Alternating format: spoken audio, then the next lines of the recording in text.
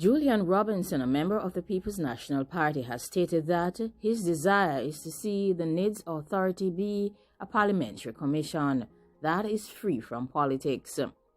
Julian Robinson, a member of the Joint Select Committee of Parliament, which will be conducting an examination of the National Identification and Registration Act for 2020, has recommended that the proposed National Identification and Registration Authority should be established as a commission of Parliament. The National Identification and Registration Authority will be a statutory body with responsibility for the civil registration and enrollment of persons under the newly proposed NIDS law, as well as the collection of data as prescribed by the law. The National Identification and Registration Authority will also provide reports on its activities to the responsible minister.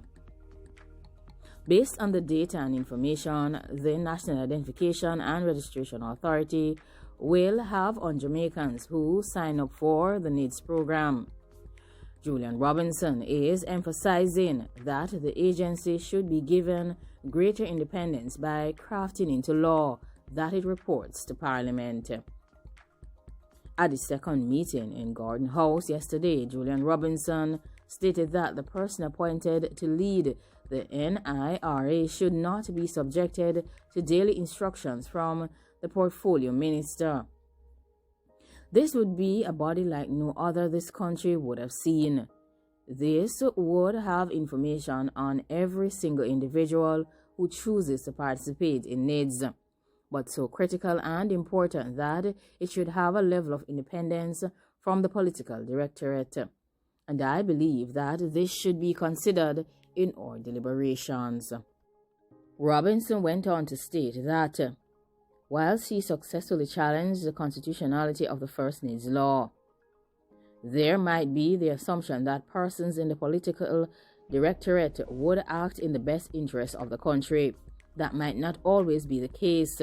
He said that is his reason for suggesting that the National Identification and Registration Authority should be insulated from politics. He said that as part of the institutional framework, an independent oversight body should be mandated to monitor the authority's compliance with the NIDS law as well as the data protection law when these have been enacted. He said that this oversight body will also be empowered to take action independently or to bring to the attention of the appropriate regulatory or disciplinary body any breaches of the law by the National Identification and Registration Authority. Hemmings Allison, who is the principal director in the Office of the Prime Minister, has said that the NIDS would assist to reduce incidents of identity theft and financial crimes in Jamaica.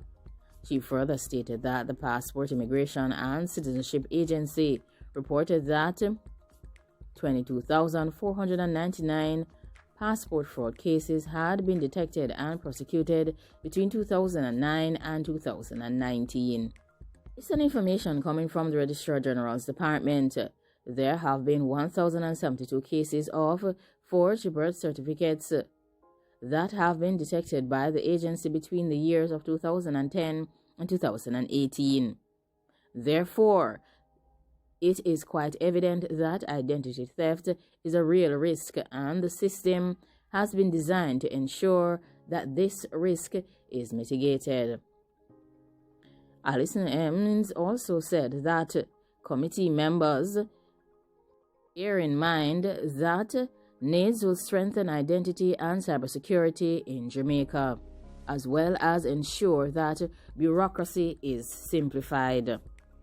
Another benefit that was mentioned of NIDS is that it would make redundant the proof of life certificate that is currently required for the processing of pension payments. The proposed national identification card would also allow a person to sign a document using digital signature that has been enabled by the Electronic Transactions Act.